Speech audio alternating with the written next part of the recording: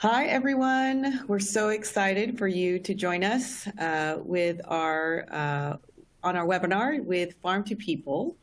We'll get started in just a few seconds here, but give everybody some chance to get into the webinar. So we'll start in a few seconds here. Have a quick question from Leanne. Will this be recorded? Yes, it will. So if you've registered to attend, you will get a recording of this link after the webinar is over. So no worries there.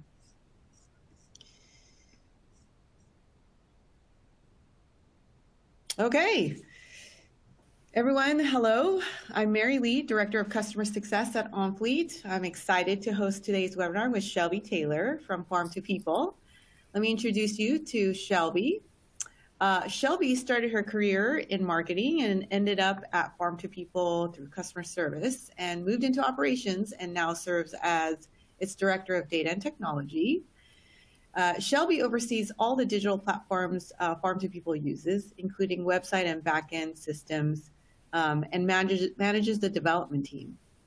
Shelby is also obsessed with her dog, Winnie, or Corgi, and we will get to that in a couple of seconds here.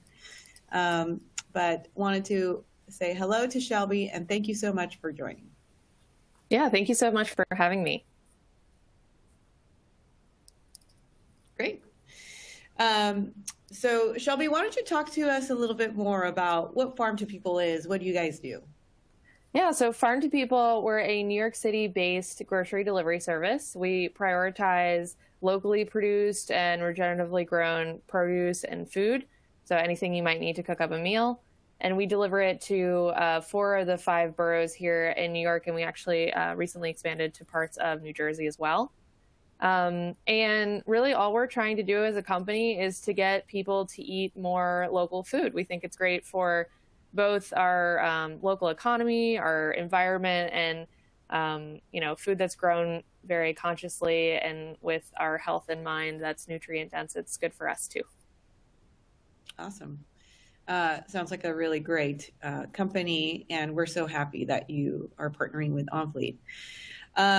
So today, what we're going to do is go through just how Farm to People does routing and how you guys leverage route analytics, which is probably something that not every organization uses, but every organization, every customer of Onfleet has access to. So if you're not using route analytics today, Shelby's going to go over how she uses it on her team and how it's helpful for Farm to People. Then we're going to go into custom reasons, custom success and failure reasons, which is also in beta and not something everybody is using, but perhaps something that you can use for your organization. And finally, Shelby's going to share some pro tips. We will have opportunity to answer your questions, so feel free to put that in your Q&A. All right, so let's talk about routing at Farm to People. So why don't you walk us through just how you do routing with Onfleet or just in general? Yeah, so currently what we're doing now is taking the orders that are in our backend system and we're pulling them into Onfleet through a task import. And once we have all of those orders and tasks set up in Onfleet, we're using the route optimization feature to help group these tasks together based on our drivers' vehicle capacity. So we utilize a fleet of drivers that actually use their own vehicles to deliver our boxes. All of the contents are, insulated and temperature controlled, so the vehicle doesn't need to be. They take their vehicle, they show up at our warehouse, they pick up their route. And so routing really efficiently is super important both to us and our drivers and also our customers. So we want to make sure we're not, giving more tasks to a driver that they could fit orders in their vehicle. And we also guarantee our customers a specific delivery window so they can know when to expect their order to arrive. And route optimization helps us ensure that our route is going to fit within that delivery window and that all the customers on that route are going to get their order when they expect to. Got it. So I'm here sharing kind of the workflow. Anything that you wanted to mention, kind of like how you guys have set up Onfleet and routing? Yeah, so like I mentioned, we take all of our orders from our customized ERP system and we import them as tasks into Onfleet. Currently, that's how we do it, but we have some ambitions that we'll share, I think, in the next slide on how we're going to make this a little more automated. And then something that's also unique that we'll talk about later in the webinar is we're utilizing multiple merchant accounts for our Onfleet platform. So that allows us to do some fun things with customized communications to our customer. And so when we are importing all of our tasks into Onfleet, they're actually getting assigned to one of 4 different merchant accounts, which then helps inform the particular communications that those customers are receiving on their delivery day. And then after we get the routing all set, we're sending our drivers on their way. They're going online and completing tasks for our customers. Okay, so you mentioned how it's going to change for farm to people. What are you guys planning to do? Yeah, so a lot of the theme of this past year for Farm to People has been about technology. That's really what my role centers around. And in April of 2022, we replatformed off of a subscription solution, and we customized our own. So it's been a big year of change. And while we haven't been able to get to everything we want to, we're anticipating being able to integrate more deeply with Onfleet's API in the next 6 months. So what that looks like is we're importing tasks through like a CSV file that we have the format of customized through our ERP system. In the future, when we set up a more meaningful integration with Onfleet through its API, what will happen is when those orders are confirmed, like our cutoff time passes, that those orders then become tasks in Onfleet in an automated fashion, like maybe in a background task that's scheduled overnight that pulls them all in so that no one has to, transform data or even download a CSV and import it into Onfleet at all. They'll just see those tasks there the next day. And then, go ahead, Mary. Well, I was going to say, it's great that you have a development team that can do that for you. If you are listening to this and you don't have a development team, but you don't want to do manual imports, we can help with that. And we'd love to scope that out for everybody. But yeah, I think that's one of the ways that you can make things less manual and more automated. And I think that's a great direction that Farm to People's headed, but feel free to continue. Yeah, and just to give you like a context for how many tasks we're completing in a given day, we do around 2,500 to 3,000 orders a week, and we deliver 6 days a week in most boroughs. So we're definitely working with a lot of data, and it's really helpful to have this like mass import feature where, previously we may have been hand keying in, back when we were much smaller, some tasks in order to route. So Onfleet's really like allowed us to grow as we have, especially over the course of the pandemic, very rapidly, and has helped our business scale in a way that I think a lot of other platforms may not have been able to. So to go back to this, the changes that we're anticipating making this year in integrating our system with Onfleet through its API, one of the things that's going to allow us to do is the API will speak back and forth between our ERP system and Onfleet in both directions, so like a bidirectional data communication. And what that means is tasks, while they might come from our ERP system and get brought into Onfleet in an automated fashion, we can actually send data from Onfleet back to our ERP system. And what that helps us do, or will help us do, is really do some of the business tasks or the business logic tasks that are important. So this would be customer invoicing, making sure that we're not invoicing or reducing the account balance for a particular customer if for any reason maybe their box was stolen off of their stoop or their delivery wasn't successful for any reason. Right now, all of that data kind of just the success or failure of the task data kind of sits in Onfleet and doesn't really get communicated back to our ERP system. So this will help us close the loop on a lot of those processes that right now we're either doing manually or making some assumptions around.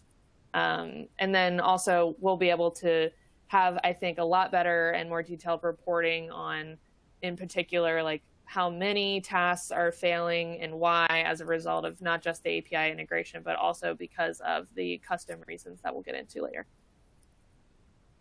Excellent. So tell us a little bit more about the multiple organizations, connections, merchants, accounts that you use, because I know we talked about that briefly, but love to hear you go more into detail. Yeah, so Farm to People is currently partnering with two different hospitals in the metro area. So New York Health and Hospitals and New York Presbyterian. They're both running programs that are allowing their patients to receive farm boxes from us, so fresh produce that's grown locally delivered to their residential doors. And one of the things that we needed to accomplish when we started to set up this partnership technologically was some custom communication. So currently our average customer, they're receiving 2 different texts on their delivery day. They're getting one when the ETA of their delivery is about 3 hours from when the driver leaves the warehouse or sooner. So they're getting multiple hours heads up generally before their order arrives. And then they're getting a second text message when that delivery is made, which also includes some different information about tipping their driver or where to find recipe inspiration for how to use up all the ingredients in their box. And these two particular partnerships that we have, we wanted to make sure that the communication was custom to those different program participants. So we set up a couple different merchant accounts, one just for like the New York Health and Hospitals group. And then we set up 2 others actually so that we could diversify communication by language. So we have one set up for English and one set up for Spanish. And that is really helpful to those program participants. And having those separate merchant accounts is really what enables us to do that. So when we're bringing our tasks into Onfleet, we're basically assigning each task a particular merchant account. So if the customer is a participant of one of the hospital programs, we're assigning them to the relevant merchant account there. If they're just one of our normal like e-commerce customers, that's assigned to our primary like Onfleet account. And then our most recently added merchant account is for actually customer pickup. We have a new kitchen and bar concept at our warehouse where we're open to the public. And we got a lot of interest in our local neighborhood Bushwick about picking up orders for people that live very close to our warehouse.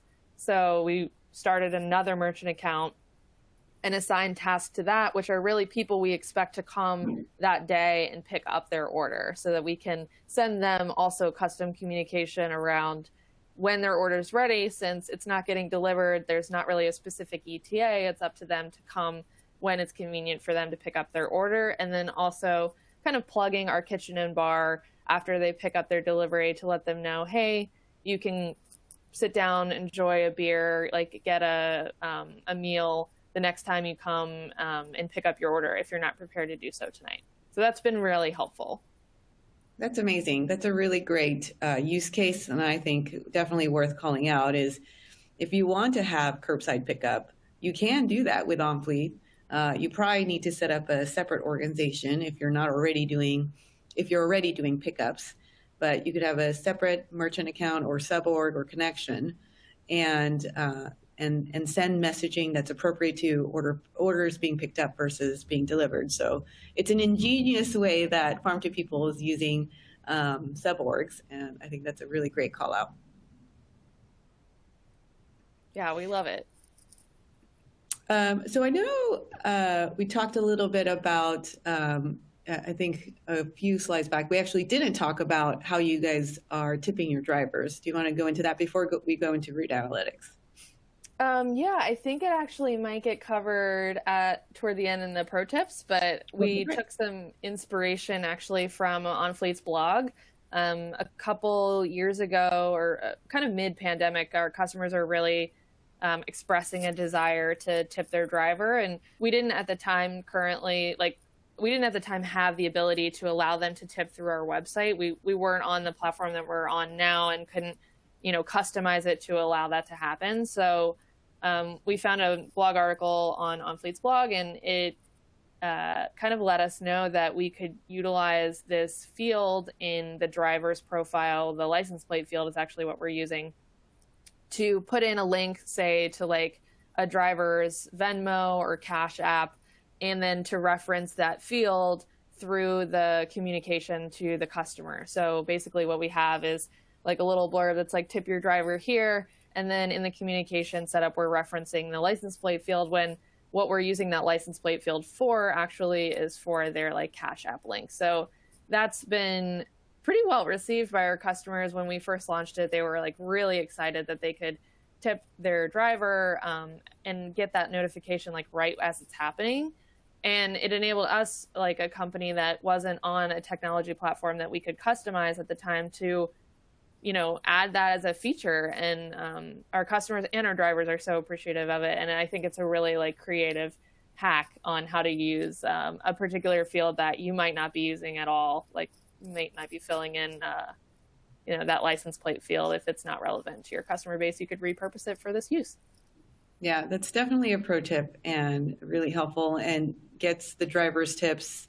Such a nice way to use that field, the license plate field, or some other fields that are maybe not used regularly by your company. So that's great. So let's head into route analytics. You know, it's something that everybody has access to today on the launch and up plan. And so just wanted to make sure everybody is using it. If you're not, make sure you reach out to support@onfleet.com to turn it on for you. Shelby, why don't you talk a little bit more about how you guys leverage it, and then you'll go into Onfleet to just show us how you do it.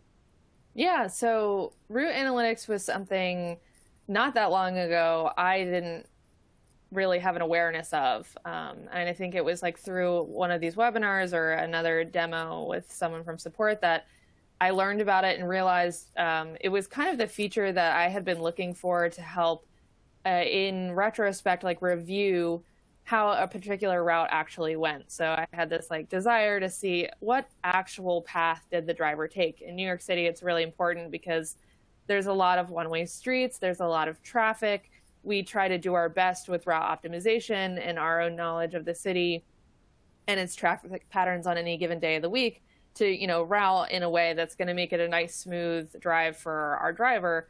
But it's always helpful to see what they actually chose to do in the moment when they were encountering these obstacles in real time. And route analytics was, once it was turned on, really enabled us to do that. So it actually plots the path of the driver, not just on foot when they're at the stop, but also like where they're driving. So if they were to deviate from the path that we thought was best, we can then go back to them, notice that, go back to them and say, hey, we routed you these stops in this particular fashion, and we saw that you chose to go this direction. Is this something that like we should build into our routing in the future? Like, why did you do that? And like, is it a more efficient way to get through this neighborhood?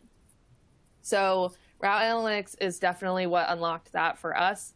It also helps us understand kind of timeliness of deliveries. If there's a particular area that's like hanging up a driver, you can see that like idle time and active time through the analytics, or excuse me, the analyze tab. But the specific context of like where and when is really helpful, and that's really provided through the route analytics feature. And then anytime we just like have a driver that may or may not be like aware or familiar with a neighborhood, we can actually like sit down with them prior to their route, new drivers in particular, and we can use route analytics to help show them what a typical route looks like, and what they might encounter as they go along driving in an area they may be unfamiliar with. Well, that's fantastic, and really how we want our customers to use route analytics. So I'll stop sharing now and have you share your screen, Shelby, and can click on that button. Yeah. So, Mary, can you see my screen? It looks perfect. Great. So I have pulled up just a route from earlier this week, one of our drivers, Gabriel. You can see here the exact path that Gabriel took along his route. And you can see where it starts from our warehouse over here in Bushwick on Flushing Avenue, and then the path that he took to get over here to Williamsburg, and the path between all of the stops. So it's really, really granular, helpful information. if, for example, we were curious about like, you know, did we route this particular stop in a way that like could prevent this back and forth or doubling back? That's something that we can review here. And prior, you know, without route analytics, the way that you're viewing the map is generally just the pins. So this kind of filled in the gap for us as far as we could see previously the time that the driver had started and completed the task, and we could see through the view route feature like where they walked once they arrived. But it's this data about where exactly they drove that is super helpful, particularly for us in like a metro area where there's just a lot of nuance to the roads and streets and neighborhoods. So you can like click on these task pins, see all the same task information you would normally see.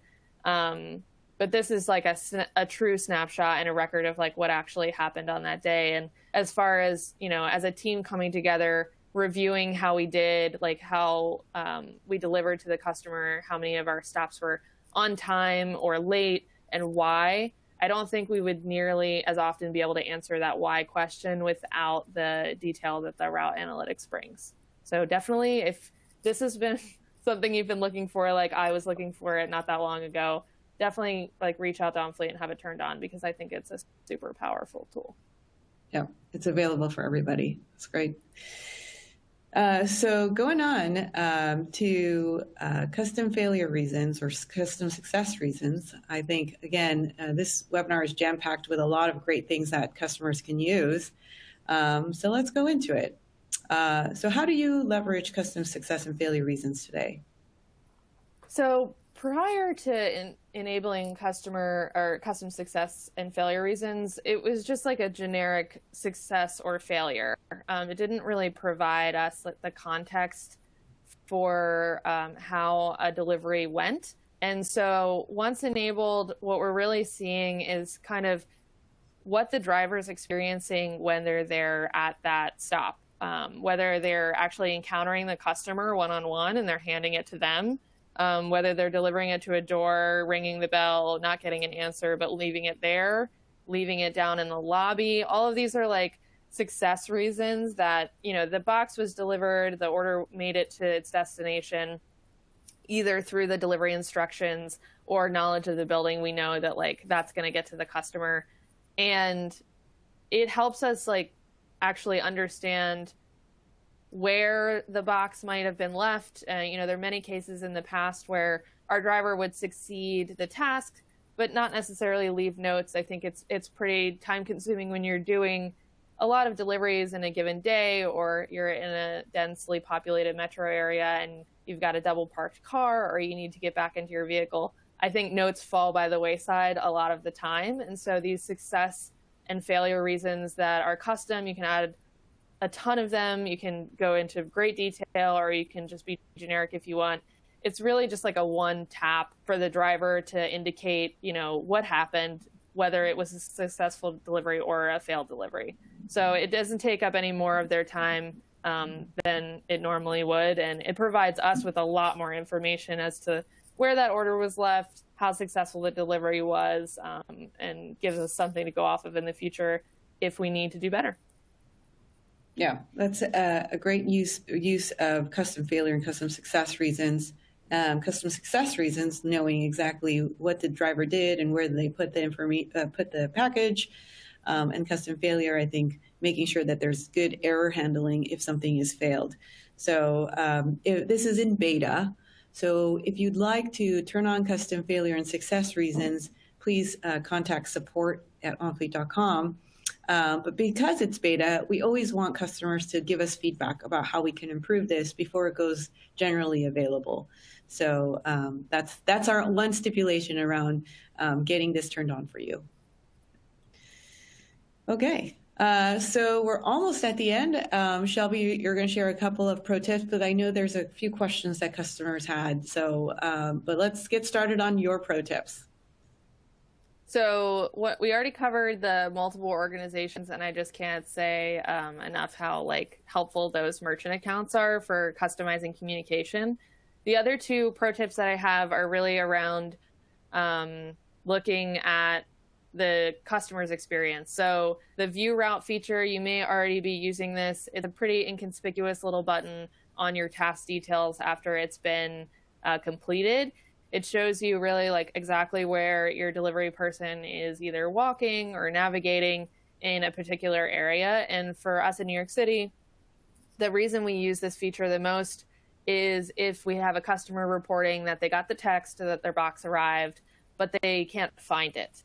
And this could just be a very innocent misdelivery or the driver reading the building number wrong. It might be right next door at a neighbor's or maybe on the wrong floor in that same building. And the view route like really helps us pinpoint that. There have been so many times where we've been able to get the customer on the phone and say, oh, it looks like your driver entered this building right next to yours. And oftentimes we can either send a driver back with that same information. So we can call the driver and say, hey, it looks like you delivered to the building next door to Mary's house. Can you go back and correct that mistake? So we can either inform the driver of that or the customer, depending on, whether it's late at night and all of our drivers are back at home or the driver just at the next stop. So view route, super helpful for seeing that really specific, even feet on the ground delivery information. And then also predictive ETA, if that's not something you're already using to notify your customers of when their orders are going to arrive, I highly recommend it. It's a very dynamic calculation. So even if our drivers are encountering traffic on their routes, that predictive ETA is always taking that information and their distance and number of tasks in between them and a given customer and calculating that predictive ETA. So customers love predictive ETA. Obviously, it's as accurate as it can be. So not always dead on, but I'd say if you have your service times well tuned in, then you're going to have really accurate predictive ETAs. Amazing. And I think those are really great pro tips. So thank you, Shelby. We're going to answer some questions. But before we answer some questions, I wanted to let you guys know that we do have our next webinar scheduled Thursday, March 16th at 10 a.m. Pacific, 1 p.m. Eastern. But Joseph Evangelista, Director of Retail Logistics at EQ3, which is a fantastic furniture company, is going to speak on how Onfleet saved time and improved customer satisfaction for their furniture company. It's a really fantastic brand and hope you can join us. You can register on onfleet.com/webinars. All right, so we'll go into questions and let me go ahead and stop sharing my screen. So Shelby, a couple of questions for folks here. One thing they asked is, they asked, is custom failures in beta? Yes, it is in beta. So you do have to ask support@onfleet.com to turn it on for you. You can also contact your customer success manager to help you with that. You can contact the success team at success@onfleet.com, but if you know who your success manager is, you can reach out to them directly or just reach out to support@onfleet.com. One person mentioned that it would be great to have a custom field option. So Onfleet does have custom fields. It's not currently editable in the dashboard today. You can edit it or create custom fields, as many as you want, through the API. So if you're leveraging the API already, you could create custom fields. For example, you could put an order ID number in a custom field, something you can leverage through the API. But hopefully in the future, you'll have more access to it in the dashboard if you don't have access to an API, if you're not leveraging the API. So something we are working on. So Cameron asked, how do you handle instances when you know each stop is a different length of time? Maybe it takes 5 minutes to drop off versus 50 minutes to drop off. Can route optimization handle that? And that I would say, I don't know if Shelby, you need to answer that, but yes, route optimization will handle that. We take into consideration the route, distance, as well as historical traffic patterns at the time that you're sending your deliveries. So if you have set up route optimization correctly, you should have all of that set up. One question Brad had for you is, so how are you importing your tasks currently? Yeah, we're importing them through a CSV, so a basic like spreadsheet file. We have our spreadsheet set up in the format that's like very easy to import into Onfleet. You can get that template, that import template from Onfleet, and that's kind of how we modeled the report out of our ERP system. So we don't have to do a ton of data manipulation, which saves a lot of time. But even before we were on our ERP system that we could kind of tweak, we were doing it this way, and we were just doing that data manipulation outside of our like ordering system. So there's every step of the way, there's lots of flexibility there, but that is definitely how we're doing it, is like through a CSV spreadsheet. Awesome. Another question is, if you had to do this all over again, what would you do differently? If we had to do it all over again, I mean, I definitely wouldn't change the fact that we're on Onfleet. It's really like changed the way our customers communicate with us on delivery day, and it's so helpful. I think that I would have probably gunned for like the tipping earlier, or even turning on route analytics was like a huge, in retrospect, like wish I had this all along. So just like learning more about the Onfleet platform earlier on, and asking for some of these features that can be just turned on even with the plan that we had. I definitely would do that earlier if I had to do it all over again. Absolutely. So how, if somebody wanted to reach out to you, Shelby, how can they reach out? I'd actually really recommend LinkedIn. You can find me on LinkedIn. My name is Shelby Taylor. I'm at Farm to People. It should be pretty easy to find me, and I'd love to connect with other people that are doing delivery, especially if you're in the food sector. Always interested to connect with other businesses that are delivering food, because it's a tough job, and I can totally sympathize. Awesome. Well, this was excellent. Thank you so much, Shelby, for taking the time. I think this webinar was chock full of helpful tips for everyone. So really appreciate you. And thanks for everybody for joining us or watching this recording. Thanks, everyone, and see you at our next webinar. Bye. Thank you.